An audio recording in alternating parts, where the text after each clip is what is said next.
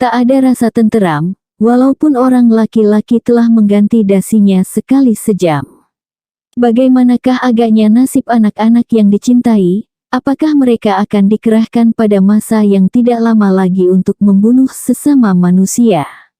Roosevelt menambah 4 lagi ajaran demokrasi. Satu di antaranya bebas dari ketakutan, padahal ketakutan ada di mana-mana. Jika kita lihat kejahatan, kecabulan, dan kemesuman merata di mana-mana, ini adalah akibat keputusasaan hidup. Laksana syair Umar Khayyam, lebih baik minum anggur sepuas-puasnya karena belum tentu apakah engkau masih akan meminumnya besok. Amerika menang perang. Kemenangannya menambah ketakutan akan terganggunya American Way of Life yang terkenal. Dia sekarang yang paling kaya, sedangkan musuhnya, yaitu komunis, musuh dari pandangan hidupnya sendiri, telah mulai meluaskan daerah. Jika komunis memulai peperangan dan Amerika dimasuki komunis, hapus lisinlah kemerdekaan pribadi yang telah mereka jadikan pandangan hidup sejak negeri itu dilantak. Senang dengan kapal udara, mobil bagus, listrik, radio, televisi, jalan raya lurus, dan uang banyak. Senang dengan kemudahan hidup, tetapi hati tetap berguncang. Keguncangan ini melahirkan dirinya menurut bentuk jiwa manusia, yang putus asa membunuh dirinya. Ada yang membunuh diri betul-betul. Ada yang meminum khamar sepuas-puasnya. Nafsu kelamin tidak dapat dikendalikan lagi. Sebaliknya orang-orang yang religius kian lama kian mendekati gereja. Gereja sesudah perang lebih ramai dari sebelum perang. Orang telah mengingat hidup akhirat. Barangkali besok mati kena bom atom, lebih baik menyediakan bekal dari sekarang. Ahli-ahli negara lincah ke sana kemari, mencari kontak penyelesaian. PBB pun berdiri mencari ikhtiar dan usaha mencari dunia yang damai dan aman. Ahli-ahli pikir, filsuf yang besar-besar mengerutkan kening, membanting otak, mencari jalan bagaimana menyelesaikan soal ini. Paham-paham yang lama, bagaimana menggantinya dengan paham hidup yang baru, seumpama Dewey di Amerika dan Adler, Bertrand Russell di Inggris. Bila mana sekali-sekali filsuf itu menyatakan buah pendapatnya, berjumpa persurat kabaran dunia menyiarkannya. Dalam padang pasir yang luas, tengah hari tepat, pecah benak rasanya lantaran panas, air tak ada. Dari jauh tiba-tiba kelihatan air tergenang, kafilah pun bersorak, air, air, semuanya gembira. Padahal belum tentu, entah air entah gejala panas. Dengan sepintas lalu, yang timbul dari kedangkalan paham dan budi kita manusia yang hidup di timur, kerap kali telanjur mengutuk barat mengatakan, itulah kutuk Tuhan kepada barat, itulah bekas paham materialistis. Padahal hasil usahanya beratus tahun itu kita pakai juga. Kita mencela barat di kapal udara, di atas mobil. Kita mencela barat sedang membaca koran, yang 100 tahun yang lampau belum kita kenal. Kita mencela barat dalam percakapan telepon. Hasil teknik barat sekarang telah dipakai oleh dunia seluruhnya. Namun, di dalam mencari hasil sebanyak itu, untuk dunia, barat itu telah menempuh korban banyak sekali. Entah berapa jutakah jiwa melayang, rumah runtuh, dan binaan hancur. Orang barat sendirilah yang merasakan bagaimana pahit hidupnya sekarang. Kecemasan hancur leburnya peradaban barat lebih dirasakan orang barat sendiri. Hal ini dinyatakan sendiri oleh filsufnya seperti Oswald Spengler. Kadang-kadang mereka terbang ke alam khayal, mencintai suatu dunia yang aman damai dalam kenang-kenangan. Bertrand Russell pernah mengatakan bahwa orang di Tiongkok lebih berbahagia daripada orang di Eropa. Padahal Tiongkok sendiri pun dalam sengsara karena mencari hidup yang lebih sempurna. Kadang-kadang lebih lucu, seumpama klub The Shrine yang memakai pakaian Arab 1001 malam atau memakai tarbus, dan di sebelah depan tarbus itu ditulis Mekah sehingga ada orang yang menyangka bahwa mereka Islam, padahal gerakan Kristen. Sebelum melawat ke negara barat, terutama yang sekarang ini diakui sebagai pemuka bangsa barat untuk menghadapi kesulitan ini, saya menyangka bahwasanya ini adalah hal yang direlakan oleh mereka. Kadang-kadang hal ini saya gabungkan dengan kesalahan Kristen, maka sampailah saya ke negeri orang itu. Saya dapati bahwa di samping kesulitan yang dihadapi, orang-orang yang berasa bertanggung jawab dalam hal kerohanian dan zaman depan, tetap membanting otak bagaimana hendaknya menyelesaikan soal ini. Setiap waktu keluar hasil-hasil pikiran filsuf yang merambah jalan kepada isme yang baru. Pendeknya, orang Barat sendiri pun tidak puas. Pertentangan yang hebat sebagaimana dahulu di antara kaum agama dengan ahli pikir atau ahli negara, telah jarang kedengaran, kalau tidak akan dikatakan tidak ada lagi. Kaum agama sejak mereka dulunya disisihkan ke tepi, dari masa demi masa mencari penyesuaian hidup sehingga agama tidaklah hilang dari hati masyarakat. Dalam khutbah setiap minggu di gereja, para pendeta, baik Katolik maupun Protestan, senantiasa mengingatkan agar umat kembali kepada ajaran suci agama. Bahkan ajaran suci iman yang tidak dapat ditawar, bahwasanya kerajaan Tuhan mesti datang, Yesus Kristus mesti turun ke dunia dan manusia harus bersedia menyambut kedatangannya itu dengan iman yang kamil. Hanya dengan kembali kepada agamalah, insan akan selamat, dan dengan iman dalam agamalah berbagai persoalan muskil berkenaan dengan kebendaan ini dapat diselesaikan. Akan datang masanya alat-alat senjata dikubur menjadi cangkul penggarap bumi dan anak manusia hidup damai, bahkan dengan binatang-binatang liar sekalipun. Pendeknya mereka bekerja keras. Daerah usahanya bukan saja di negeri sendiri, bahkan merata ke seluruh dunia, yang di negeri kita dapat kita saksikan pula.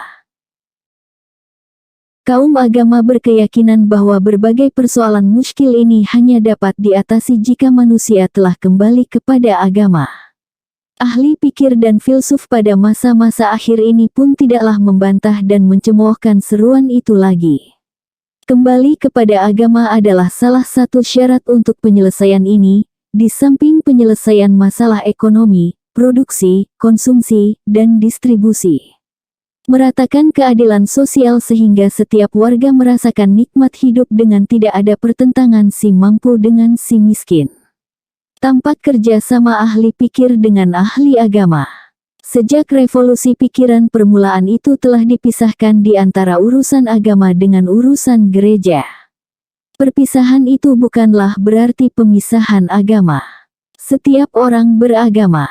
Kaum pendeta duduk pada tempatnya yang layak, sebagai ruhani masyarakat. Seruan damai didengar di mana-mana, walaupun persediaan senjata bertambah hebat. Seakan-akan sabda Nabi kita Nabi Muhammad disusun artinya, bersedialah untuk perang, seakan-akan perang terjadi besok. Bersedialah untuk damai seakan-akan engkau akan damai untuk selama-lamanya. Di Rusia pun kita lihat seruan perdamaian. Terlepas dari pengaruh perang dingin, di samping slogan-slogan itu berbau politik, tentu ada orang yang betul-betul ingin damai, yang dibawa oleh arus slogan itu. Bishop besar Canterbury yang terkenal di tanah Inggris, turut menyokong seruan damai Rusia walaupun sokongannya itu bukan berarti bahwa beliau telah menuruti paham materialisme komunisme. Apakah akan terelak perang atau akan terjadi jugakah perang besar-besar yang ngeri dahsyat itu? Setelah perang, peradaban ini hancur sama sekali dan seluruh manusia musnah dari dunia ini, diganti Tuhan Khalifahnya dengan makhluk lain yang lebih cakap dari manusia. Seumpama semut atau lebah. Atau terlangsung juga perang itu, lalu manusia mendapat jalan baru yang lebih murni di dalam melanjutkan hidup, dengan menilik kemana pengalaman yang telah dilalui. Entahlah, persoalan seluas selanjut itu tidaklah kesanggupan saya memecahkannya. Yang hendak saya jelaskan sekarang tidaklah dapat lagi kita manusia yang tinggal di timur atau umat Islam, memeluk tangan dan mengatakan ini bukan persoalan kita sebab dunia telah menjadi satu. Hasil dan laba dari otak manusia. Rahmat kita terima dan kemuskilan haruslah kita selesaikan bersama. Kita di timur, 300 tahun lebih barat mendapat kesempatan memperjuangkan hidup, mencapai kemajuan berpikir, berakal, dan mengeluarkan hasil pendapatan baru dalam susunan demokrasi, susunan sosial, dan ekonomi. Kita, orang Timur umumnya dan umat Islam khususnya, pada masa 300 tahun itu sedang menerima nasib jalan menurun sehingga kita telah tinggal menjadi penonton. Kita bahkan telah dijadikan kerbau oleh perlombaan itu. Ketika orang memperebutkan bahan mentah untuk pengisi pabrik dan pasaran untuk menjualkan hasil, kitalah yang menjadi rebutan. Sebab itu, tidaklah disesalkan jika mendengar nama Barat saja. Sampai sekarang hati kita menjangkurok meskipun keadaan mulai menempuh suasana baru. Setelah selesai Perang Dunia I, Volkenbond berdiri. Telah ada dunia timur dan dunia Islam yang merdeka dan telah ada yang diajak menjadi anggota Volkenbond, di bawah turut serta menyelesaikan persoalan. Setelah Perang Dunia II, PBB berdiri pula, telah banyak pula negara-negara timur yang merdeka dan kita diajak menjadi anggota. Turut aktif memikirkan penyelesaian dunia. Meskipun dendam yang dipusakai masih payah dihilangkan dari dalam hati, tetapi keadaan dunia tidak mengizinkan lagi perdendaman. Meskipun masih ada sisa-sisa penjajah, seperti bangsa Prancis di Afrika Utara dan perbedaan kulit di Afrika Selatan, kepesatan kemajuan ekonomi dan kepesatan kemajuan perhubungan, melecut timur dan barat supaya bertemu. Kemajuan ekonomi dan perhubungan telah memperkabur batas di antara timur dan barat. Orang yang kurang berpikir akan membangga, kita di timur aman dan damai. Yah, perjalanan kafilah unta di padang pasir aman kelihatannya dan penuh romantik, tetapi dia telah dikalahkan oleh kapal udara. Gerobak andong tidak laku lagi, motor telah menggantikannya. Selama ini kita memang aman karena kita tegak di luar medan. Sepi, sesepi mati, aman, seaman kubur. Nasib kita ditentukan oleh barat, kita menjadi objek. Keamanan karena tidak turut berpikir dan tak turut bertanggung jawab adalah keamanan orang bodoh seperti pernah disyairkan oleh Mutanabik. Zul akli yasiga fin naimi bi, aklihi wa ahul jahalati visi syakawati anamu. Orang berakal, sengsara dalam nikmat karena akalnya. Orang yang bodoh di dalam kegelapan hidupnya, itulah dia senang. Edaran massa yang sangat cepat itu telah memaksa kita masuk ke tengah medan, mahu atau tidak mahu. Beberapa negara timur yang besar-besar telah merdeka dan telah turut menjadi warga dunia. Melihat pergolakan tamadun dunia yang dipelopori oleh barat itu, dengan 1001 macam silang siurnya, kita pun mempunyai persoalan sulit sendiri. Kita telah menerima setelah tamadun barat sampai kepada keadaannya yang sekarang. Kita tidak turut dari pangkalnya. Kapal udara bukan kita punya atau kita tidak turut menghasilkan, tetapi telah datang memakai saja. Kita dengan tiba-tiba telah hidup dalam cahaya abad ke-20. Padahal, jalan pikiran kita, susunan masyarakat kita, masih susunan abad ke-17. Saat kita bermimpi dengan permadani terbang, kapal udara telah melayang. Saat kita membaca hikayat sejarah Melayu tentang Raja Suran yang masuk ke laut lalu menikah dengan anak Raja Laut, kapal selam telah kembali dari dalamnya. Saat di beberapa negeri perempuan dipingit dalam purdah, rok dan cat bibir-bibir telah dijual orang di pasar. Saat si ayah membentak-bentak destar saluknya atau serban yang bagus ikatnya, anaknya telah membentuk dasinya di kaca. Akan mundur surut ke belakang tak dapat lagi. Tamadun telah masuk ke dalam pekarangan kita, bahkan ke dalam pintu rumah kita, bahkan ke dalam kamar kita. Ketika kita telah bertahun-tahun di tempat gelap dan telah biasa mata kita dalam gelap itu, tiba-tiba terbukalah lubang penutup dan cahaya matahari masuk ke dalam dengan keras sinarnya. Banyaklah yang pingsan karena belum biasa dengan cahaya dan banyak yang silau. Banyak yang kebingungan tidak tentu apa yang akan dikerjakan. Mesin telah datang dan hasilnya mesti dikeluarkan, padahal tanah itu telah disusun menurut susunan masyarakat kita. Misalnya sawah-sawah yang selama ini dikerjakan dengan kekuatan tenaga memegang cangkul dan menghalau kerbau, sekarang harus diganti dengan traktor. Kalau tak diganti nyatalah sawah itu tidak akan cukup lagi memberikan hasil makanan kepada kita. Kita akan mati kelaparan sebab penduduk telah kembang, sawah sebesar itu juga. Radio telah masuk, suara dunia dapat kita dengarkan. Buku-buku yang tebal, ilmu yang tinggi, pengetahuan umum yang luas adalah jaminan belaka untuk menyesuaikan otak dengan kehidupan baru. Padahal, rakyat yang buta huruf dalam beberapa negeri 85%, bahkan ada negeri yang inteleknya hanya 5%. Ini pun soal. Beberapa negeri masih mendewakan rajanya. Beberapa negeri lagi masih belum mempunyai undang-undang yang teratur. Beberapa negeri lagi bangga dengan kegelapannya. Rakyat dalam beberapa negeri ditimpa oleh 3 penyakit berbahaya, 3 berturut-turut. Pertama kebodohan, sebab itu timbul yang kedua yaitu kelaparan. Kelaparan menimbulkan yang ketiga, yaitu penyakit. Ini pun soal. Sekarang zaman peralihan. Setiap zaman peralihan meminta korban yang besar. Apabila rakyat yang bodoh di beberapa negeri jadi mangsa dari kebodohannya, di beberapa negeri lagi, mangsa itu ialah orang besar-besarnya. Kemajuan barat menyilaukan mata, enak, gurih. Namun, persediaan jiwa belum ada, belum dapat menyisihkan mana yang isi dan mana yang kulit, mana yang asli dan mana yang saduran. Herankah kita jika ada seorang raja besar dari suatu negeri Islam yang masyhur diusir rakyat dari atas singgasana dan istananya karena telah menjadi pemabukan, mata keranjang, dan penjudi besar. Tempatnya plesir ialah ke Monte Carlo, bercumbu-cumbuan dengan penari-penari. Herankah kita jika ada seorang raja besar yang lain, yang sangat taat beragama, mendirikan paham tauhid, tetapi terpaksa memukul anak kandungnya sendiri karena anak itu telah rusak batinnya oleh alkohol.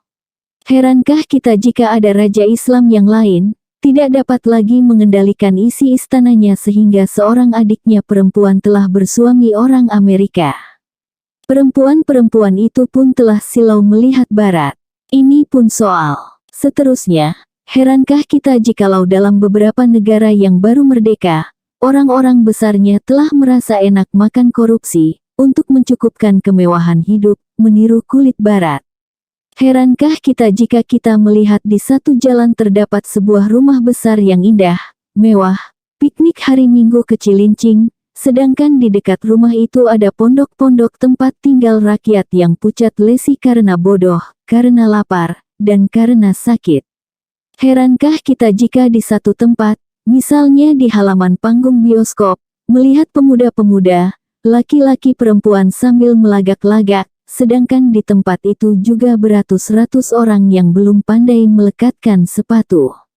Herankah kita jika melihat kedangkalan, jiwa kecil, kehilangan kepercayaan kepada diri dan kebudayaan bangsa sendiri, lalu menjadi pak tiru dengan tidak mengetahui bagaimana rintihan jiwa orang yang sedang ditiru itu sendiri. Ini semuanya soal. Jika Tuan datang ke Barat, ke Eropa atau ke Amerika, Tuan lihat kehidupan itu tumbuh dari satu rumpun. Kebebasan perempuan dengan kecerdasan otaknya. Ketangkasan laki-laki dengan keahliannya. Kapal udara di udara, mobil di bawah, kapal di laut, traktor di kebun, radio di rumah, panggung bioskop, tempat mandi, semua hasil dari satu masyarakat. Sebab itu, dalam masyarakat tidak kita lihat yang pincang. Semua harmonis. Tidak serupa orang udik pergi lebaran, dipakainya kacamata hitam, dipakainya dasi, dan mainan arlojinya dari tanda merah kereta angin, istrinya berbaju merah pekat, dan di dadanya tersisip potlot, tetapi dia tidak pandai tulis baca. Baju sempit kopiah lapang, sarung pendek celana dalam, berjalan meningkat-ningkat karena sepatu telah menggigit tumitnya. Dalam segala lapangan kita lihat orang tergesa, tetapi tidak tahu apa yang akan dikerjakan. Tampak terbuka pintu pangkat, semua hendak berpangkat dengan tidak berpikir kalau semua telah berpangkat, siapakah lagi yang akan dipangkati. Di antara bangsa-bangsa timur dan pemeluk agama Islam yang telah merdeka termasuklah Indonesia. Dia pun menghadapi persoalan-persoalan sulit pula.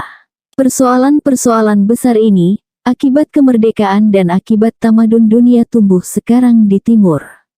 Syukurlah kita merdeka setelah teman kita sesama manusia di barat mengalami, menderita pengalaman-pengalaman pahit dalam menciptakan hasil ini.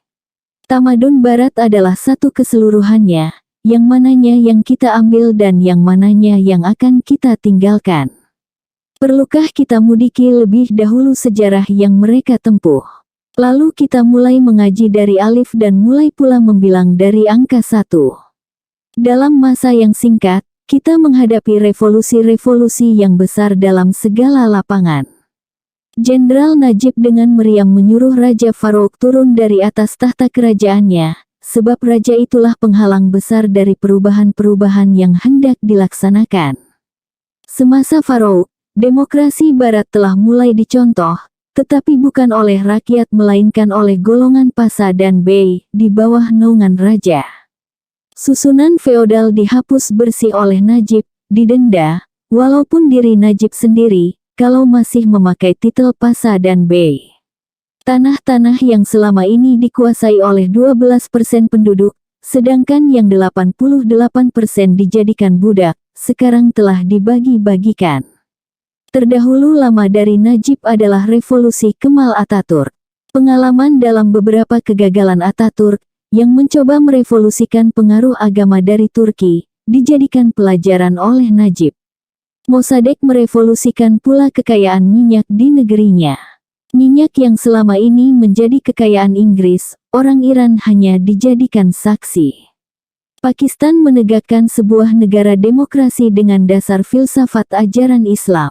Pakistan adalah suatu percobaan baru, membangkitkan kembali tenaga Islam untuk membangun negara, setelah sekian lama hanya tinggal sebutan. Daerah-daerah Islam yang membentang sejak dari Maroko sampai ke Filipina, melingkungi lebih dari 400 juta manusia, yang dahulu pernah nenek moyangnya menjadi guru barat, sekarang harus berguru kepada barat. Dalam beberapa negeri telah menjadi persoalan tentang kedudukan perempuan. Selain dari peranan paham agama, tetapi tradisi setempat, tidaklah kurang mempengaruhi persoalan perempuan ini. Di Turki telah lama perempuan turut tampil ke depan. Di Mesir ada gerakan perempuan yang meminta diberikan haknya duduk dalam perwakilan-perwakilan rakyat. Di Pakistan para perempuan telah membentuk barisan perempuan, belajar berbaris dan berperang. Adapun kaum perempuan Mesir telah mulai menuruti jejak perempuan barat yang berjuang baru di antara 75 tahun yang lalu, meminta haknya. Ada perempuannya yang baru mendapat haknya 25 tahun saja sampai sekarang. Dalam banyak hal terdapat yang serupa. Kaum agama di barat 100 tahun yang lalu pun keberatan memberikan hak perempuan. Di barat tidak lekas-lekas laki-laki memberikan hak kepada perempuan. Rousseau sendiri, pandu pemikir dari revolusi Prancis, tidaklah menyukai keikutsertaan perempuan dalam pergolakan politik. Seperti juga ahli pikir Islam yang besar di zaman ini, Muhammad Iqbal, masih ragu akan memberikan hak luas bagi perempuan. Bahkan anak istri penyair besar itu pun, ketika beliau hidup, masih terkurung dalam purdah. Di beberapa negeri Islam yang lain, seumpama Hijaz dan Yaman, kaum perempuan masih dipingit sangat. Kita masih bertemu perempuan yang hanya matanya kelihatan. Bahkan, mata itu pun ditutup dengan kain hitam jarang, bersama seluruh mukanya. Tak ada yang dapat dilihat darinya, tetapi dia bebas melihat apa saja. Di Indonesia lain pula persoalannya. Persoalan perempuan tidaklah seberat yang harus ditempuh di Mesir, apatah lagi seperti di Hijaz dan Yaman. Bahkan perempuan di Aceh, daerah yang sangat teguh memeluk agama Islam, bahkan berpuluh tahun mempertahankan Islam dari serangan penjajah Belanda, kaum perempuannya ikut berperang. Di zaman kemegahannya, pernah Aceh diperintah oleh raja perempuan sebanyak 3 kali. Pemberontakan melawan Belanda pernah dipimpin oleh Cut Nyak Dien, seorang perempuan. Sebab itu, dalam pergolakan saat itu, terbiasalah kaum perempuan Aceh memakai celana. Tidak sigap apabila bersarung sebab mereka ikut berperang bersama suaminya. Di kampung-kampung sampai sekarang, bekas celana itu masih terdapat. Di Minangkabau, daerah yang kuat beragama juga, perempuan tidak begitu terkungkung. Sebab itu, umumnya di Indonesia, persoalan perempuan turut di Dewan Perwakilan, tidaklah sampai sehebat di Turki dan Mesir. Partai Islam Masyumi mempunyai wakil perempuan di parlemen. Dari tanah Arab yang beribu tahun terkenal karena kurang airnya dan hanya pasir gurun Sahara belaka, di zaman yang akhir ini memancarlah minyak bumi, memancurkan kekayaan buminya yang terpendam. Dari kehidupan zaman lama yang terpencil, dengan serta-merta minyak itu telah membawa tanah Arab kepada persoalan-persoalan baru, yang sekarang ini memenuhi isi dunia. Raja dan keluarganya mendapat uang banyak. Rakyat murba masih dalam kejahilan dan kemiskinan. Berdirinya industri minyak sebesar itu, dengan sendirinya membawa masalah, membawa persoalan-persoalan yang akan dipecahkan sendiri oleh masyarakat Arab. Industri dengan sendirinya membawa persoalan buruh dan majikan. Bukan hanya jalan raya, jalan kereta api, mobil bagus, atau listrik yang memberi cahaya sekeliling Ka'bah saja yang akan timbul di sana, tetapi juga persoalan perkisaran masyarakat feodalisme kepada masyarakat kapitalisme, langsung kepada masyarakat sosialisme. Islam akan tetap menjadi kontrolnya. Di tanah-tanah Islam yang masih terjajah, seperti Afrika Utara, Tunisia, Aljazair, dan Maroko bergolaklah semangat kemerdekaan. Di tempat yang lain terdapat pula gerakan yang lain. Berbeda tampannya, tetapi satu isinya. Kaum muslimin tidak ingin lagi menjadi objek, tetapi ingin turut menentukan. Setelah kita melihat kenyataan itu, kita pun memandang kepada masa yang jauh.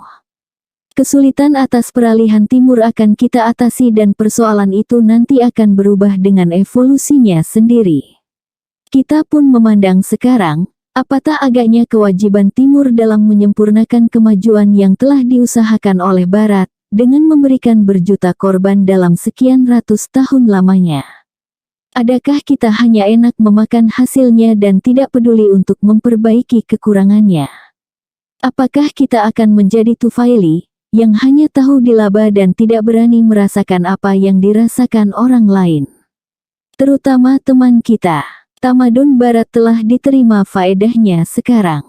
Namun, ada suatu kemiskinan dari tamadun itu, yang ahli-ahli pikir Barat sendiri mengakui terus terang, hasil tamadun ini hanya hasil pikiran belaka. Sedikit terbuang tenaga, tetapi banyak hasil. Lain dari garis ilmu pasti, tidak ada garis lagi. Segala sesuatu diperhitungkan menurut laba benda. Aku manis kepadamu, aku selenggarakan engkau, aku senyum kepada engkau supaya engkau jangan lepas dari langganan saya. Kalau labaku engkau ganggu, engkau akan aku perangi. Apakah ini tamadun Kristen? Bukan, bahkan Kristen pernah disuruh menyisih ke tepi, disuruh minggir. Apakah ini jiwa sejati Barat? Bukan, ini adalah akibat dari putaran mesin, yang orang Barat menjadi korbannya. Jika sekiranya orang Timurlah yang mendapatkan mesin itu, jalannya berpikir pun akan begitu pula. Spinoza, pandu pemikir modern Barat, mencela sekali orang yang selalu menurutkan emosi, menurut atifah, rasa-rasa. Harus konkret, harus berpikir. Nietzsche, pandu Barat yang lain mengajarkan bahwa engkau harus menjadi manusia tuan dan berakhlak tuan. Iba-iba, sedih-sedih, kasihan, Rahman dan Rahim dan cinta, semuanya adalah akhlak budak. Marx mengatakan hidup ialah pertentangan kelas. Kalau tak ada pertentangan itu, harus adakan, sampai menjadi hidup yang komunis. Dia belum berpikir, pertentangan apa pula yang akan timbul sesudah semua menjadi komunis. Apakah kiamat? Padahal dia tak percaya kepada kiamat. Kemajuan Barat semata-mata dituntun oleh ahli-ahli pikir dan filsufnya. Sejak 3 abad, dia telah memisahkan agama dari kemajuan berpikir. Salah satu puncak kemajuan Barat ialah karena meninggalkan agama, mempersempit daerah agama yang asalnya dari kemurkaan kepada kepala-kepala agama. Padahal kebudayaan, kemajuan, dan tamadun tanpa agama, hanya semata-mata pikiran, adalah kesesatan jalan. Barat sendiri sekarang merasakan dia tersesat. Di Barat timbul perpisahan antara agama dan negara. Di negara-negara komunis timbul penghapusan agama. Perjalanan sejarah yang kosong dari nilai batin telah menjadi saksi sendiri bahwa perjalanan ini tidak dapat diteruskan. Perpisahan antara filsafat dan agama adalah melawan kejadian jiwa kita sendiri, yang tergabung dari 3 kekuatan, yaitu emosi, pikiran, dan kemauan. Jika filsafat berkata, adakah engkau dan siapa engkau? Agama senantiasa menjawab, aku ada dan inilah aku. Sejauh-jauh perjalanan pikiran, ujungnya hanyalah tidak memperoleh. Ujungnya hanya berjumpa dengan percaya atau tidak. Sejauh-jauh mencari hakikat, yang berjumpa hanyalah bekas-bekas dari hakikat. Di Barat sendiri sekarang sudah timbul ahli-ahli pikir yang mengatakan bahwa tamadun kita ini kekurangan jiwa. Tamadun kita kekurangan agama. Dahulu Sokrates telah mencolok filsafat yang terletak jauh di langit, lalu dibawanya ke bumi karena inti filsafat Sokrates ini mempercayai Tuhan. Namun, kita kemudian telah melalaikannya sehingga dia kembali ke langit dan menjauhi kita. Allah sajua adanya. Dia tidak berserikat. Namun, mendapatinya dengan rasa, lebih indah daripada hanya semata mendapatinya dengan pikiran. Kita bersyukur melihat, di Barat sekarang telah timbul ahli-ahli pikir yang mengemukakan bahwa kita ini telah kehilangan agama. Kita mempunyai moral kata mereka, tetapi ukuran moral kita hanya semata kemanusiaan. Kita memang telah beretika, tetapi etika kita munafik. Yang mengontrol kita sewaktu duduk sendirian tidak ada sebab kita tidak mempercayai moral dengan Tuhan. Paul Buchman, pemuka gerakan perbaikan budi di Amerika, menyatakan bahwa perbaikan moral harus diambil sumbernya dari iman. Janganlah dibiarkan orang lari ke gereja karena ketakutan. Janganlah kembali kepada Tuhan hanya semata-mata karena takut. Sebab kalau kelak takutmu telah hilang, engkau akan lupa kepadanya lagi. Menyesuaikan kebendaan dengan ketuhanan, materialisme dengan teisme, realisme dengan idealisme, otak dan hati, rasa dan periksa, dunia dan akhirat, itulah usaha yang telah mulai timbul di Barat sekarang. Apakah kita akan menonton saja? Padahal tamadun hasil Barat telah menjadi hak dunia. Apakah kekecewaan yang telah dirasakan teman kita, tidak kita jadikan ibarat untuk melanjutkan jalan ini? Dalam hal beragama kita lebih tua dari Barat. Agama Kristen yang dipeluk di Barat sekarang ini pun, asal mulanya datang dari Timur. Yahudi, Islam, Buddha, semua dari Timur. Jika nenek moyang purbakala telah dapat mencapai nikmat hidup menurut ukuran zamannya, karena kepandaian menggabungkan wahyu Musa alaihissalam, Isa alaihissalam, dan Nabi Muhammad, dengan ajaran Sokrates, Plato, dan Aristoteles, tidakkah mungkin dasar itu dipakai kembali? Bukankah inti kebenaran tidak terikat oleh ruang dan waktu? Begitu khayal yang bergelora dalam pikiran saya setelah meninjau negara orang lain, setelah melawat ke Amerika, Eropa, dan Australia. Kita tidak boleh bingung, tidak boleh hanyut melihat besarnya hal yang kita hadapi. Bagaimanapun besarnya gelombang ini, nahkoda tidak boleh kehilangan akal. Kita harus dapat menyisihkan, mana yang tamadun Barat sejati dan mana yang eksesen bagi kita umat Islam, akibat yang tidak diduga dan tidak diinginkan dari tamadun itu pada mulanya. Pergolakan seperti ini telah berulang 2 kali. Setelah Islam mencapai kemajuannya dari Hijaz ke Baghdad dan ke dunia lainnya. Di zaman dahulu, dia bertumbuh dengan filsafat Yunani. Banyak yang ragu, tetap akhirnya mereka hadapi itu dengan berani. Ular yang menggeleong itu tidaklah mereka tengok dengan jijik campur takut dan jauh, tetapi lekas mereka tangkap kepalanya, lalu dikeluarkannya bisanya dan diambilnya obat dari dalamnya. Janganlah mengira bahwasanya filsafat Yunani telah banyak membantu kemajuan Islam, yakni sesudah disaring dengan aktif dan kritis sehingga akhirnya hasil usaha umat Islam itulah menjadi jembatan menyambungkan pantai Yunani lama dengan tamadun Barat sekarang. Pekerjaan kita lebih berat sekarang. Mana memikirkan kelemahan diri sendiri, mana pula memikirkan kelanjutan sejarah dunia.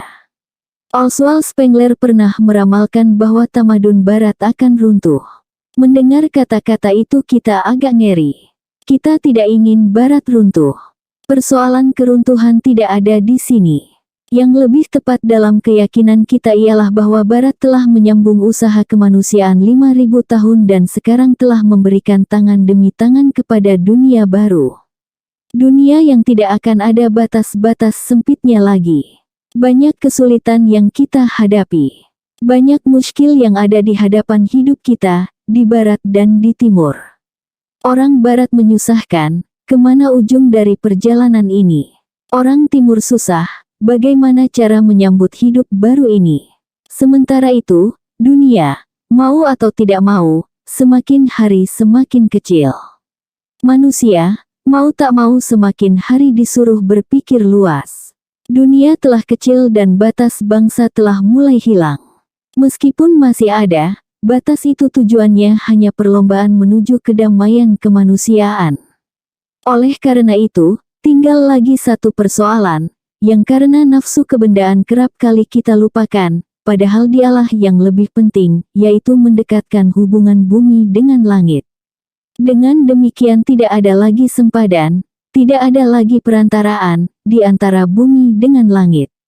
Demi apabila itu telah kita tingkat dari sekarang, bertambah kecillah dunia ini, bertambah hilang rasa benci, hasad dan dengki. Biarlah tubuh kita mengembara di dunia ini, tetapi nyawa kita tidak putus dengan langit. Biarlah tubuh kita berasal dari bumi, hidup dalam bumi, dan akan kembali ke bumi, tetapi cita itu tidaklah pernah mengikat kita untuk langsung ke langit bersama-sama. Selama Tuan ada nyawa, tetapi kontak dengan langit ada dalam batin Tuan, baik Tuan orang Islam atau Kristen maupun apa jua pun agama yang Tuan peluk. Dia ada pada diri setiap orang, baik kita dilahirkan di Indonesia, di negeri Belanda, di Rusia, di Amerika, maupun di Tiongkok. Suara saya ini masih sayu, tetapi saya bersyukur karena kemana-mana saya pergi, walau ke negeri yang sematerialis-materialisnya sekalipun, suara ini pun mulai terdengar. Langit, langit, awan, ufuk, cuaca terang, dan laut.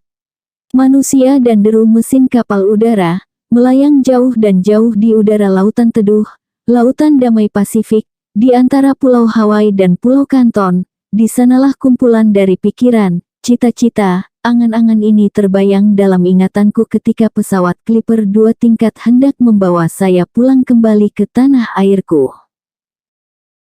Pulang. 3 hari di sana, 4 hari di situ, seminggu di kota Anu, tiba-tiba habislah hari 4 bulan dengan tidak dirasakan. Kita lihatlah sebuah benua besar yang dahulunya hanya rimba, belukar, dan padang mana telah menjadi negeri dan kota-kota besar. Bergabunglah kecantikan alam anugerah Tuhan dengan usaha tangan manusia. Berjumpalah natur dengan culture. Memang besar negeri itu, tetapi belum pernah saya lupa bahwa saya bukan orang sana. Memang kita sekarang telah menjadi orang dunia yang luas, tetapi tempat melakukan tugas kita telah dibagi. Sebab itu, demi melihat kemajuan negeri orang, teringatlah saya bahwa tanah airku pun sanggup maju. Putra tanah airku pun manusia, sebagaimana bangsa lain pun manusia pula. Keindahan anugerah Allah Tuhan Yang Maha Esa, natur, bisa digarap dan diolah pula oleh tenaga manusia sehingga menimbulkan culture. Banyak hal bagus yang saya lihat, tetapi dalam kebagusan itu tersimpan suatu kelemahan, pangkal dari kehancuran hidup. Kemewahan dan kesenangan mudah sekali menyebabkan manusia lupa membangun batinnya. Mandi manusia dalam nikmat, kerap kali menyebabkan manusia lupa kepada yang memberi nikmat. Beberapa kerajaan, beberapa peradaban dan kebudayaan telah hancur dan luluh karena kelupaan manusia. Dia menyembah nikmat, tidak lagi menyembah yang memberikan nikmat. Amerika kaya, tanah airku pun kaya. Tinggal menunggu tenaga dan usaha pemudanya sendiri untuk memunculkan kekayaan itu. Amerika cantik, namun, tanah airkulah yang lebih cantik dalam pandangan mataku. Jika Amerika mempunyai National Park, Rocky Mountain, Grand Canyon National Park serasa air terjun Niagara, tanah airku pun mempunyai gunung dan lereng, serasa ngarai curam, sawah berjenjang, bandar buatan. Memang Eropa membanggakan yang lama dan Amerika memegahkan yang baru. Adapun di tanah airku, kita akan menyambung yang baru dari pusaka yang lama. Aku lihat di Amerika mobil bus meluncur di tengah jalan raya lurus dan traktor meluku tanah, dan kapal udara menyebar benih. Asap dari pabrik mengepul ke udara. Saya lihat di tanah airku, mobil bagus pun ada, tetapi kepunyaan beberapa orang. Orang tani meluku sawahnya, mandi keringat, entah kapan akan selesainya dikerjakan. Sebelum mengambil hasilnya, terlebih dahulu telah menunggu hutang makan yang harus dibayar. Begitu bagus susunan hidup di Amerika, tetapi dia bukan saya punya. Begitu mengecewakan di tanah airku, tetapi itulah yang harus saya hadapi. Itulah yang akan saya perbaiki. Saya sendiri saja tidak mungkin, melainkan bersama. Belumlah akan selesai dalam masa angkatan saya saja, tetapi angkatan saya, angkatan sesudah saya, dan seterusnya. Banyak kembang yang subur di Amerika, indah dipandang mata. Namun, saya tidak lupa bahwa itu adalah kembang. Tidaklah saya petik kembang itu dan saya suntingkan di kepala untuk dibawa pulang. Tentu dia akan segera layu. Bahkan harus saya mengambil tampang bunga itu. Mengambil tampang bunga pun salah karena belum tentu akan sesuai udaranya dengan udara tanah airku. Yang betul ialah jika saya pulang lalu kutanamkan bunga yang sesuai udaranya dengan udara tanah airku sendiri. Bunga itu ada, tidak tampak selama ini adalah karena pengetahuan untuk memeliharanya tidak ada dan peraturan menanamnya tidak diketahui. Sebab itu, dua itulah yang perlu kutilik di Amerika, pengetahuan dan peraturan. Cermin digosoknya di Amerika dengan pengetahuan, berkilat, bercahayalah dia. Berlian banyak di negeriku, padahal aku belum tahu peraturan menggosoknya sehingga cahayanya tersembunyi. Amerika dalam kebangunannya 175 tahun, tetap membanggakan pahlawan-pahlawannya yang berjasa, yang telah mengadakan Amerika dari tidak ada. Dia mempunyai George Washington, Thomas Jefferson, John Adams, Benjamin Franklin, Abraham Lincoln.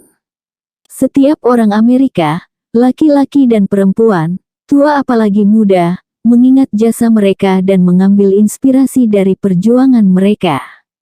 Tanah airku pun dekat 1000 tahun ada mempunyai Patih Gajah Mada, Demang Lebar Daun, Tuanku Imam Bonjol, Pangeran Diponegoro, Tengku Cik Ditiro, Dr. Wahidin, Cokro Aminoto, Kiai Ahmad Dahlan, dan lain-lain. Habis masa 4 bulan dalam peninjauan itu, maka sebelum pulang dan tubuh masih di Amerika, melambailah pohon nyiur di pantaiku yang indah, berayunlah pinang seri di pinggir ladang ibuku. Menderulah angin selatan menghantar perahu nelayanku. Beraraklah awan di gunung, semuanya bersuara memanggilku, pulang, pulang, pulang.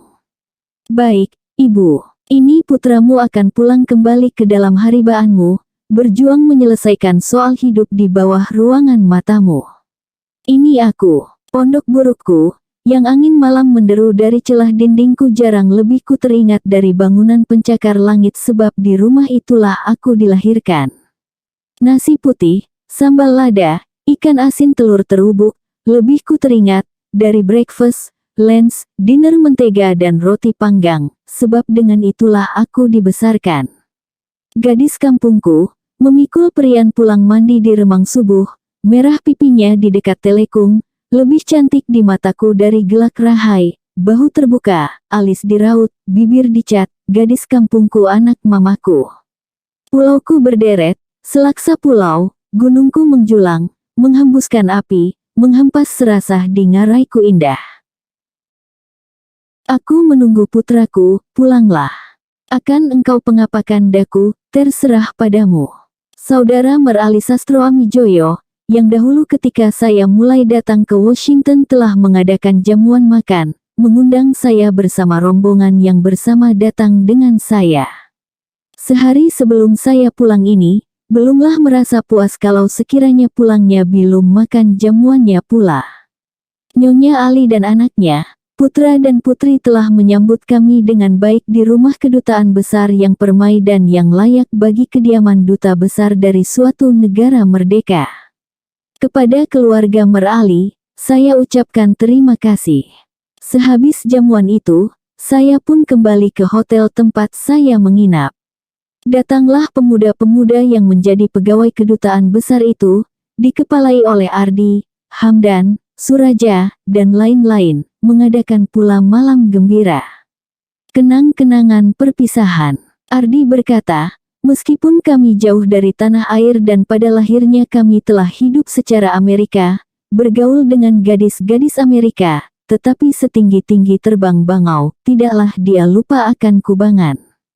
Kami bertambah cinta kepada tanah air, Pak Hamka. Cuma kami belum dapat pulang, sebelum ada yang kami bawa. Sampai larut tengah malam pertemuan kami itu. Dimulai dengan pidato Ardi dan meminta kata sepatah sebagai nasihat bagi mereka yang akan tinggalkan di rantau orang. Sehabis pidato-pidato demikian, diadakanlah malam panjang, bernyanyi, berkeroncong, bersenandung. Ada yang memberikan dasi sebagai kenang-kenangan. Seorang gadis Amerika, Miss Elaine Fruman yang turut hadir dan bernyanyi Anak Ayam Turun 10. Dalam jamuan itu, berkata dalam bahasa Indonesia yang petah, kawan-kawanku pemuda Indonesia ini kerap menyatakan kepadaku, bagaimana pengaruh karangan Tuan di Indonesia. Saya telah mulai membaca karangan Tuan. Saya harap sebuah buku karangan Tuan terbaru dan Tuan bubuh tanda tangan Tuan sendiri. Jangan lupa, orang yang seperti kau, sulit orang melupakan, kata saya. Gembira, senyum, tertawa, dan nyanyian, maklumlah suasana muda, sampai pukul 12 malam. Kepada mereka saya ucapkan terima kasih. Sore harinya telah datang telepon dari saudara Basri Hasnam, berkata dalam telepon di atas nama keluarga, mengucapkan selamat pulang ke tanah air dan meminta maaf tidak sempat turut mengantar. Keluarga Basri Hasnam, yang selama saya tinggal di New York, tidak merasa bersenang hati karena saya tidur di hotel. Lalu dijemput, dibawa ke rumahnya, dan ditemaninya beberapa kali melihat tempat-tempat yang penting. Suatu rumah tangga yang beruntung dengan 3 orang putra yang masih kecil, di antaranya si Fane kecil. Kepada mereka kuucapkan terima kasih. Saudara David Arifin, ketika itu pegawai kedutaan Saudi Arabia, lamalah menjadi kenangan saya. Dia adalah seorang pemuda anak sekayu Palembang, yang di waktu masih kecil dibawa ayahnya ke Mekah. Kemudian setelah dibuka kedutaan Saudi Arabia di Washington, telah dapat menjadi pegawai di sana. Seketika sangat hebat perjuangan kemerdekaan Indonesia dan pengakuan dunia belum ada, dialah tempatan sejahrir di Washington. Dia waktu itu anak Indonesia satu-satunya di sana. Sampai sekarang setelah kita mempunyai perwakilan besar di Washington, David Arifin tetap menjadi orang kepercayaan dari 2 kedutaan. Kedutaan Saudi Arabia tempat dia bekerja dan Kedutaan Besar Indonesia, tempat hatinya terpaut. Dia adalah sahabatku yang sangat rapat ketika aku di Washington. Kepadanya pun aku ucapkan banyak terima kasih. Sehabis perjamuan gembira malam itu, tiba-tiba datanglah saudara Hasan M. Tiro dari New York dengan mobilnya sendiri dan disetirnya sendiri. 5 jam perjalanan dari New York ke Washington. Katanya, Dia sengaja datang untuk menghantarkan ke lapangan terbang besok.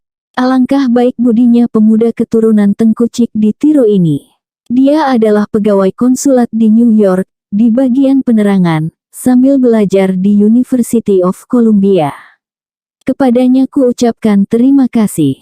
Sampai pagi boleh dikatakan kami tidak tidur karena sudah tanggung. Pagi-pagi kami berangkat menuju kapal udara. Banyaklah teman yang menghantarkan saya, di antaranya saudara-saudara rombongan yang tidak berapa lama lagi akan pulang. Sampai saat akan berpisah itu, saudara Kaharudin Yunus boleh dikatakan tidak melepas-lepaskan saya dari tilikannya. Menolong menguruskan perjalanan sejauh ini dengan sepenuh hati.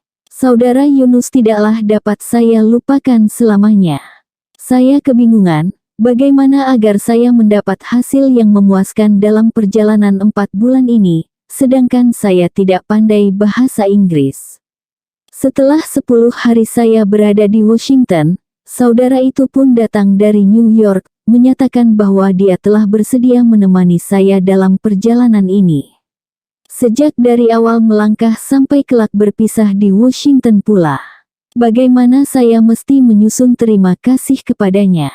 Seorang mahasiswa yang mendalam pengetahuannya dalam bahasa Arabnya dan mulai dalam pengetahuan bahasa Inggrisnya, sudi menjadi teman saya, menjadi penerjemah, mengulaskan hubungan saya dengan orang-orang Amerika yang akan saya temui. Terima kasih, saudara, kata saya. Hal biasa, katanya pula.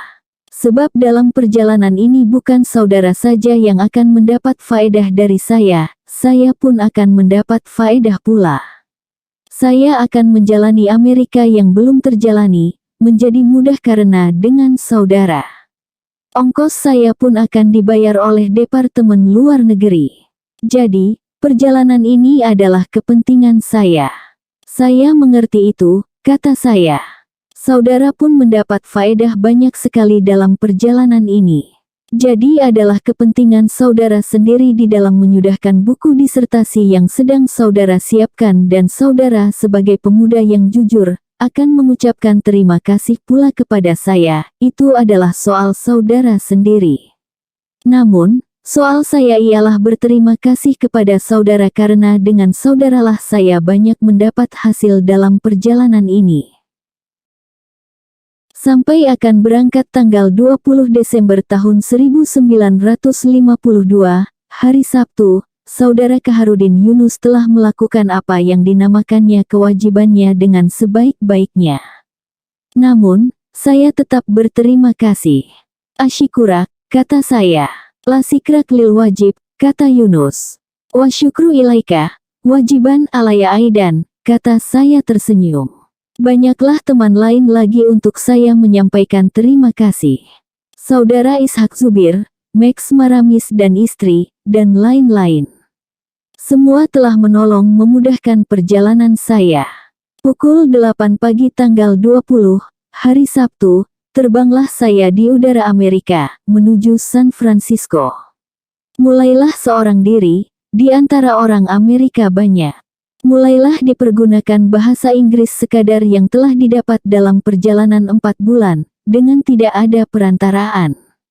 Pukul 6 sore tibalah saya di San Francisco. Konsul Indonesia di sana, Saudara Abdul Hamid bersama istri telah menunggu dengan muka gembira. Saya pun menjadi tamu di rumahnya. Besoknya hari Minggu, sehari penuh kami dengan Saudara Hamid dan istri. Sempat juga kami mengelilingi San Francisco yang indah. Kami melihat bagaimana terang benderangnya rumah tangga orang Amerika di malam-malam Natal meliputi seluruh bangsa pemeluk Kristen. Malamnya, 21 Jalan tanggal 22 Desember tahun 1952, Minggu malam Senin, saya pun berangkatlah dengan pesawat PAA hendak menuju pulang. Saya dihantar oleh Nyonya Sumarno Reksadiputra, putri patih pensiun di Jatinegara, yang belajar di Denver tentang mengatur bibliotek. Dia menghantarkan saya dengan wajah yang mula-mula kulihat di Washington dahulu, yaitu Saudara Ibnu. Saudara Ibnu pula orang Indonesia yang paling akhir kulihat di Amerika. Berangkat pukul 10 malam dan sampai di Honolulu pukul 10 pagi. Melihat Hawaii, dikalungi leherku dengan bunga dan saya dengar nyanyian lautan teduh. Berhenti di Pulau Hawaii agak lama sedikit, sampai setengah hari karena kepulauan ini adalah salah satu tempat tamasya yang indah dari pelancong dunia. Ini adalah Balinya orang Amerika. Tempat perempuan-perempuan cantik lautan teduh dengan gitar Hawaii-nya. Apatah lagi kongsi-kongsi kapal udara dan kapal api, mempropagandakan Hawaii ke seluruh dunia, seperti kongsi KPM dan KLM mempropagandakan Bali di zaman penjajahan. Katanya Hawaii sekarang telah dimasukkan menjadi tambahan satu negara bagian lagi dari Amerika Serikat.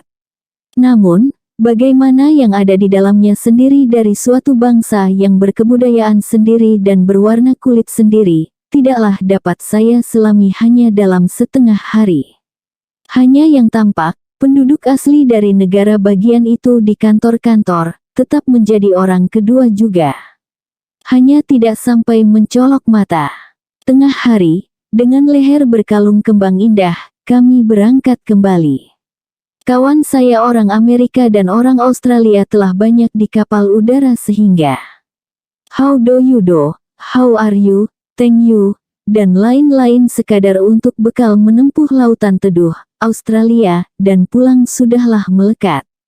Kemajuan bahasa Inggris yang dipakai di negerinya sendiri, lebih daripada belajar 2 tahun jauh dari negerinya. Pukul 6 petang, tibalah kami di Pulau Kanton. Sebelum mendarat, pilot memberitahu bahwa mulai saat itu tidaklah tanggal 22 lagi, sekarang sudah tanggal 23. Bukan hari Senin lagi, meskipun bagaimana engkau mempertahankan dan mengatakan dunia membohongi, tetapi hari telah Selasa. Akur, Selasa malah. Dunia sepakat, apa nak bikin? Pulau Kanton terletak di dekat perbatasan di antara barat dan timur, yang ditetapkan manusia tempat kehilangan hari sehari jika ke barat dan menambah hari sehari jika ke timur adalah terletak di bawah 2 bendera, bendera Inggris dan bendera Amerika. Di sini telah mulai gelisah lantaran panas. Di sini telah ada hawa yang telah lama ditinggalkan. Saya sudah terpaksa membuka baju tebal yang saya pakai. Pukul 9 malam berangkat lagi. Pukul 6 pagi sampai di Fiji Island. Di sini Inggris memerintah.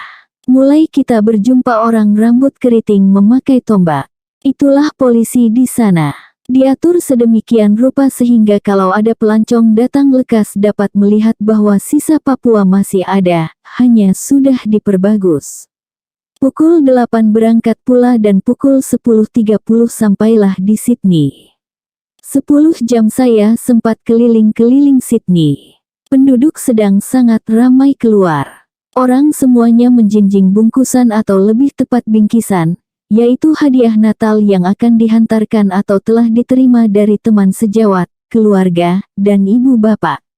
Laki-laki berpakaian serba baru. Penuh sesak di jalan raya. Natal adalah puncak kegembiraan dunia Kristen. Bercahayalah engkau, ya Tuhanku, di langit tinggi dan biarlah di dunia terhampar damai. Di toko-toko ramai orang berjual beli, restoran penuh sesak, yang mabuk pun ada. Mana yang telah sangat mabuknya, tergelimpang di kebun bunga. Di sini kita lihat tidaklah semewah Amerika, meskipun gembiranya tidak kurang. Wajah muka orang Australia telah agak dibentuk oleh tanahnya. Ketika itu, begitu dingin di Eropa dan Amerika. Di Australia pukul 7 belum terbenam matahari dan tidak ada salju. Malamnya saya kembali ke lapangan terbang setelah habis mengelilingi Sydney. Tercoang-coang seorang diri dengan bekal bahasa Inggris sedikit, tidak kucanggung sebab budi di hari raya meliputi hati segenap orang. Allah bertahta di langit, dan damai meliputi bumi. Kembali ke lapangan terbang. Tidak lama duduk di sana, maka pesawat Qantas yang akan membawa saya ke Jakarta, datang dari London, hinggaplah di tanah. Tidak ada penumpang turun dan tidak ada penumpang lain akan naik. Pegawai Dowane meladeni saya dengan gembira sambil bersiul sebab dia tidak repot di malam Natal karena penumpang only one. Seorang saya saja. Oleh sebab itu, tidaklah saya menyusahkan benar bagi steward dan stewardess. Begitu lapang dan besar kapal udara, penumpangnya hanya saya seorang saja. Saya boleh berkeliling, boleh menukar tempat duduk di mana saya senang. Saja ucapkan, I wish you a Merry Christmas and a Happy New Year kepada Tuan Kapten. Gembira hatinya dan saya berikan visit card. Dilihatnya lalu disimpannya baik-baik seraya berkata, seorang pegawai tinggi dari Kementerian Agama di Indonesia telah turut memberikan berkah bagi pelajaran kami dalam malam kudus ini. Makan sepuasnya, minum sepuasnya, makan buah-buahan sepuasnya. Makanan malam Natal. Kapal udara diberi kembang-kembang tanda merayakan malam Natal. Pukul 6 pagi sampailah kami di Darwin. 2 jam berhenti di sana, kami pun berangkat pula. Belum lama melayang, mulailah kelihatan rentetan pulau-pulau yang panjang dari tanah airku, Flores, Timor, Sumba, Sumbawa, Lombok, Bali, daratan Pulau Jawa. Ketika memulai memasuki daerah Jawa Timur, kabut agak banyak sehingga tidak banyak yang kelihatan. Jakarta telah terbayang di mata sebelum sampai di sana. Aku masih termenung-menung, lampu di pintu telah menyala-nyala. Seatbelt, no smoking. Ikat pinggang aku perteguh, melayang, melayap, kutahan perut, zes. Berhenti, Jakarta. Aku telah sampai pada hari tanggal 25 Desember tahun 1952, hari Natal yang kudus, di tanah airku dengan selamat. Anak dan istri, kaum dan keluarga, sahabat dan handai, semua kudapati selamat. Mereka pun bergembira karena saya pun telah pulang kembali dengan selamat. Saya telah selamat mengelilingi dunia. Namun, mengelilingi dunia tidaklah suatu hal yang ganjil dan ajaib lagi. Setiap orang sekarang telah mengelilingi dunia. Perkongsian kapal udara dari setiap bangsa telah mengikat perjanjian bersifat internasional. Seperti saya sendiri yang tadinya menyewa KLM, pulangnya dari Amerika, sampai di Australia menaiki perkongsian Amerika, yakni Pan American World Airways, dan dari Australia ke Jakarta dengan perkongsian Inggris. Seperti juga naik haji. Puluhan tahun yang lalu, naik haji masih suatu hal istimewa sehingga pulang dari Mekah digelari haji sebagai penghormatan. Saya, 25 tahun yang lalu di zaman masih memakai unta, maka ketika saya kembali ke Indonesia, sesampai di Pelabuhan Belawan, dilekatkan orang sajalah kepada saya panggilan haji, tidak lagi dapat ditanggali dari diri saya. Sudah sebagian dari nama saya. Padahal sekarang beratus pula orang naik haji dengan kapal udara. Telah jarang diberi titel haji sebab sudah biasa dan tidak ganjil lagi. Demikianlah, dunia telah kecil karena pesawat hasil otak manusia. Semoga pesawat hasil otak manusia menambah dekatnya silaturahim dan cinta di antara hati sesama manusia. Namun, meskipun bagi dunia seumumnya mengelilingi dunia tidak suatu hal yang ganjil lagi, bagi diriku sendiri masih tetap suatu keganjilan, suatu keistimewaan. Karena saya belumlah pernah lupa bahwa saya ini bukanlah seorang istimewa. Selamat habis melihat negeri orang, negeri Belanda, Amerika terutama Pulau Hawaii dan Australia. Bukan sedikit telah menambah bahan bagi pribadi di dalam menempuh hidup untuk menunaikan apa yang pernah dikatakan Sokrates, kenalilah dirimu. Untuk itu semuanya, saya ucapkan, Alhamdulillah. 4 bulan di Amerika. Hanya 4 bulan hamka di negeri dolar ini. Tidaklah seimbang kesempatan yang diberikan kepadanya dengan banyaknya hal-hal yang harus ditinjaunya. Hampir semua kota besar yang kenamaan sudah dijalaninya. Berbagai universitas, gereja, dan taman nan indah dikunjunginya. Diperhatikanlah perkembangan agama satu demi satu di dunia baru itu sehingga tibalah saatnya beliau berjumpa sendiri dengan orang yang mendakwakan dirinya menjadi Tuhan.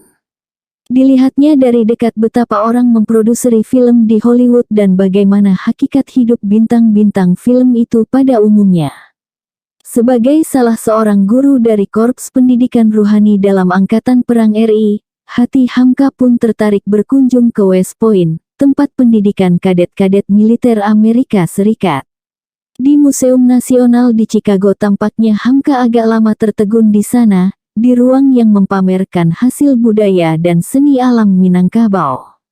Persoalan negro yang sampai sekarang belum lagi memperoleh penyelesaiannya di Amerika Serikat itu tidak luput dari pandangan Hamka yang dinukilnya dalam satu bab yang khusus. Saat Hamka sejenak dapat bertemu pada satu keluarga dari dunia baru yang modern itu, berkatalah ia, ketika saya menjadi di dalam rumah keluarga Eccles, bertemulah saya bukti bahwasanya kemanusiaan di dunia ini adalah satu dan budi baik pun satu. Sang penulis, Hamka lahir pada tanggal 17 Februari tahun 1908 di Kampung Molek, Maninjau, Sumatera Barat, dari pasangan Dr. Haji Abdul Karim Amrullah, atau Haji Rasul, dan Siti Safiyah binti Gelanggar yang bergelar Bagindo Nan Batuah. Hamka mewarisi darah ulama dan pejuang yang kukuh pendirian dari ayahnya yang dikenal sebagai ulama pelopor gerakan Islah Tajdid di Minangkabau serta salah satu tokoh utama dari gerakan pembaruan yang membawa reformasi Islam kaum muda. Hamka merupakan akronim dari namanya, Haji Abdul Malik Karim Amrullah, sedangkan sebutan Buya adalah panggilan khas untuk orang Minangkabau. Hamka menempuh pendidikan formal hanya sampai kelas 2 sekolah dasar Maninjau. Setelah itu, saat usianya menginjak 10 tahun, Hamka lebih memilih untuk mendalami ilmu agama di Sumatera Tawalib di Padang Panjang, sekolah Islam yang didirikan ayahnya sekembalinya dari Mekah sekitar tahun 1906. Di sekolah itu, Hamka mulai serius mempelajari agama Islam serta bahasa Arab. Sejak kecil Hamka memang dikenal sebagai anak yang haus akan ilmu. Selain di sekolah, ia juga menambah wawasannya di surau dan masjid dari sejumlah ulama terkenal seperti Syekh Ibrahim Musa, Syekh Ahmad Rashid, Sultan Mansur, R.M. Surjopranoto, dan Ki Bagus Hadikusumo. Pada tahun 1924, Hamka yang ketika itu masih remaja sempat berkunjung ke Pulau Jawa. Di Jawa ia banyak menimba ilmu pada pemimpin gerakan Islam Indonesia, di antaranya Haji Umar Said Cokro Aminoto, Haji Faharudin, bahkan pada Rashid Sultan Mansur yang merupakan saudara iparnya sendiri.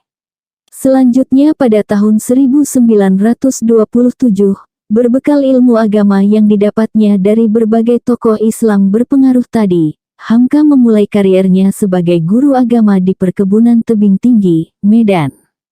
2 tahun kemudian, ia mengabdi di Padang masih sebagai guru agama. Masih di tahun yang sama, Hamka mendirikan Madrasah Mubalighin. Bukan hanya dalam hal ilmu keagamaan, Hamka juga menguasai berbagai bidang ilmu pengetahuan, seperti filsafat, sastra, sejarah, sosiologi, dan politik. Yang menarik, semua ilmu tadi dipelajarinya secara autodidak tanpa melalui pendidikan khusus. John L. Espito dalam Oxford History of Islam bahkan mensejajarkan sosok Hamka dengan Sir Muhammad Iqbal, Said Ahmad Khan, dan Muhammad Asad. Hamka juga pernah menekuni bidang jurnalistik dengan berkarir sebagai wartawan, penulis, editor, dan penerbit sejak awal tahun 1920-an. Ia tercatat pernah menjadi wartawan berbagai surat kabar, yaitu Pelita Andalas, Seruan Islam, Bintang Islam, dan Seruan Muhammadiyah. Di sela kegiatannya sebagai jurnalis, Hamka memulai kiprahnya di dunia politik dengan menjadi anggota Partai Sarekat Islam pada tahun 1925. Di waktu yang hampir bersamaan, ia ikut mendirikan Muhammadiyah untuk menentang khurafat, bid'ah, dan kebatinan sesat di Padang Panjang. Selanjutnya, Hamka terlibat dalam kepengurusan organisasi Islam tersebut dari tahun 1928 hingga tahun 1953. Bersama dengan K.H. Fakih Usman, Menteri Agama dalam Kabinet Wilopo tahun 1952, Hamka menerbitkan majalah tengah bulanan Panji Masyarakat pada Juli tahun 1959. Majalah ini menitik beratkan soal-soal kebudayaan dan pengetahuan agama Islam. Majalah ini kemudian diberedel pada tanggal 17 Agustus tahun 1960 dan baru terbit kembali setelah Orde Lama tumbang, tepatnya pada tahun 1967. Hamka sendiri dipercaya sebagai pimpinan umum majalah Panji Masyarakat hingga akhir hayatnya. 5 tahun berselang, usai menjabat sebagai konsul Muhammadiyah, Hamka pindah ke Medan. Kemudian di tahun 1945, ia kembali ke kampung halamannya di Sumatera Barat. Saat itulah, bakatnya sebagai pengarang mulai tumbuh. Buku pertama yang dikarangnya berjudul Khatibul Ummah, yang kemudian disusul dengan sederet judul lain yakni Revolusi Fikiran, Revolusi Agama, Adat Minangkabau Menghadapi Revolusi, Negara Islam, Sesudah Naskah Renville, Muhammadiyah Melalui 3 Zaman, Dari Lembah Cita-Cita, Merdeka, Islam dan Demokrasi, Di Lamun Ombak Masyarakat, dan Menunggu Beduk Berbunyi. Pada tahun 1953, Hamka terpilih sebagai penasihat pimpinan pusat Muhammadiyah. Pada tahun 1951 sampai tahun 1960, Hamka mendapat mandat dari Menteri Agama Indonesia untuk duduk sebagai pejabat tinggi agama. Hamka kembali ke dunia pendidikan pada tahun 1957 setelah resmi diangkat menjadi dosen di Universitas Islam Jakarta dan Universitas Muhammadiyah Padang Panjang. Kariernya sebagai pendidik terus menanjak, setelah ia terpilih sebagai rektor pada Perguruan Tinggi Islam Jakarta, kemudian dikukuhkan sebagai guru besar di Universitas Mustopo, Jakarta, dan Universitas Islam Indonesia, Yogyakarta. Di samping sering memberi kuliah di berbagai perguruan tinggi, Hamka juga menyampaikan dakwahnya melalui kuliah Subuh RRI Jakarta, dan Mimbar Agama Islam TVRI yang diminati jutaan masyarakat Indonesia di masa itu. Tahun 1964, Hamka pernah mendekam di penjara selama 2 tahun. Selama di penjara tersebut, Hamka menghasilkan mahakarya, yaitu Tafsir Al-Azhar. Sampai hari ini Tafsir Al-Azhar adalah satu-satunya tafsir Al-Quran yang ditulis oleh ulama Melayu dengan gaya bahasa yang khas dan mudah dicerna. Di antara ratusan judul buku mengenai agama, sastra, filsafat, tasawuf, politik, sejarah dan kebudayaan yang melegenda hingga hari ini, bisa dibilang Tafsir Al-Azhar adalah karya Hamka yang paling fenomenal. Di samping dikenal sebagai ulama dan politisi berpengaruh, sejarah juga mencatat Hamka sebagai seorang sastrawan yang cerdas. Setelah mendatangi negeri Arab untuk mencari sumber kekuatan jiwa, undangan pemerintah Amerika Serikat untuk datang ke negeri Paman Sam disambut Hamka dengan gembira. Meskipun untuk kali pertama dan mendapat kesulitan, hal itu tidak menghalangi Hamka untuk pergi ke Amerika mencari sumber kekuatan pikiran. Perjalanan dalam dunia pergaulan modern abad ke-20 ini seperti lorong waktu yang membawa kita ke masa lampau, kemudian kembali ke masa sekarang, lalu mengantarkan angan dan pikiran kita ke masa depan dengan sekejap membawa nilai, norma, dan hikmah sejarah. 4 bulan perjalanan Hamka di Amerika menjadi perjalanan yang membawanya memperoleh jawaban atas pertanyaan-pertanyaannya tentang kehidupan beragama manusia modern, tentang tanah air tercinta, Indonesia, dalam pergaulan bangsa-bangsa di dunia, dan tentang hakikat diri seorang manusia, siapakah aku, di mana tempat aku berdiri, dan untuk apa aku hidup.